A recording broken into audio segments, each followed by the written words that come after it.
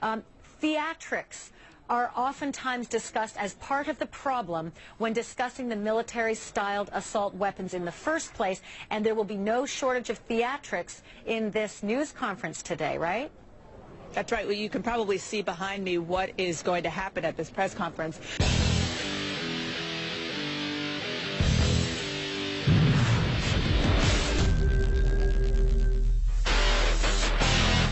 Welcome back to AMTV News. I'm your anchor, Topher Morrison. It's Friday, January 25th, 2013. Feinstein's bill will embolden the ATF. Senator Dianne Feinstein, now in politics for over a half-century, lauded the fact that her bill protects sportsmen by protecting 2,200 specifically named weapons used for hunting or sporting purposes. They are by make and model exempted from the legislation. So we have tried to learn from the bill. We have tried to recognize legal hunting rights. We have tried to recognize legal defense rights.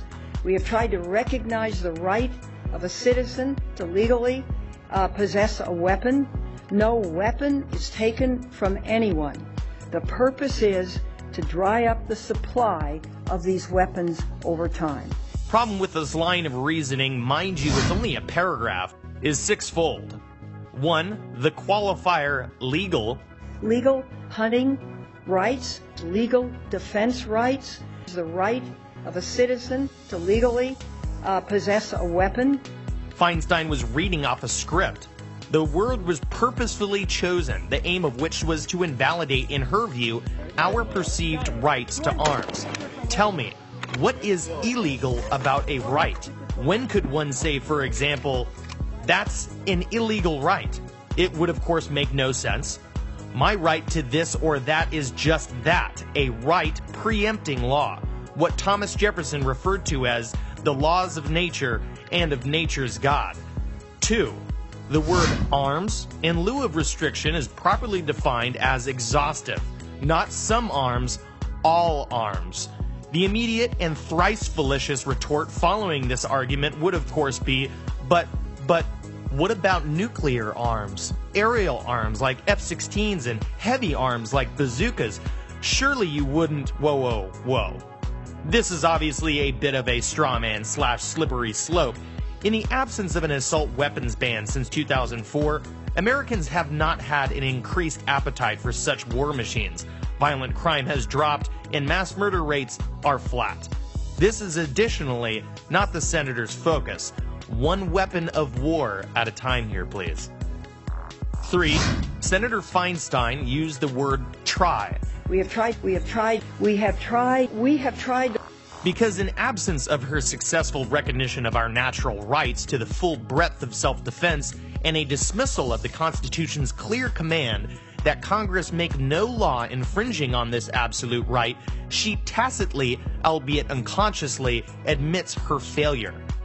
4. She is selling you something she does not have. The right, unless she is provided with consent, to take certain guns away in the first place. The idea that she did us a favor, that she's increasing from 375 to 2,200 the amount of weapons protected while actually reducing the current amount protected, is frankly patently absurd and actually illustrates her desperate position. Moreover, she doesn't even ask you to help her pass the legislation. Not one please, not one join with me, nothing. 5. And this is a doozy. While she has outlined general principles, i.e. no magazines over 10 rounds, lawmakers have arbitrarily selected 150 pistols, shotguns, and rifles by name, thereby signaling there is no comprehensive philosophy or guiding principle in this matter. Who is supposed to manage this list? Once the law is passed, law after law must therefore be passed later to include ever newer weapons produced by undoubtedly creative and slippery gun manufacturers attempting to supply demand. What about 3D printers? We can literally draw guns into existence and shoot them accurately. How's that national conversation going?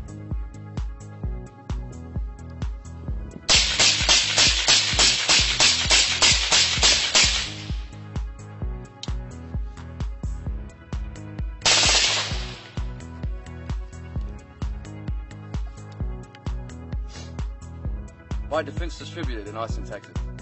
We soon will have the potential to all be gun manufacturers. My point is this. Most of the laws found in the Federal Register, which houses the laws of the land, are created by a dizzying array of alphabet soup regulatory agencies, not Congress. They legislate, enforce, and adjudicate most of America under administrative law.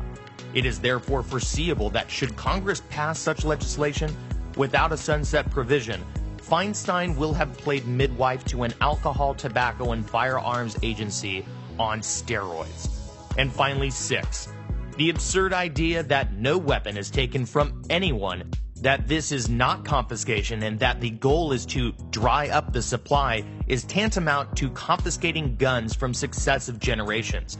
Today's tyranny isn't aggressive like the cartoonish jackbooted leather-donning elites of the past. It's a strategy of attrition. So get in shape because there's more to come. And again, what's most interesting is that her audience, according to Democratic sources, at present time, are fellow Democrats, conservative Democrats, who think banning these kinds of assault weapons, they don't want to do it. Capturing every corner of the alternative media, watch AMTV News Monday through Friday. Follow me on Twitter at AMTV News and like us on Facebook at Greenwave TV. For more videos like these, visit amtvmedia.com, home of the AMTV network, the voice of independence.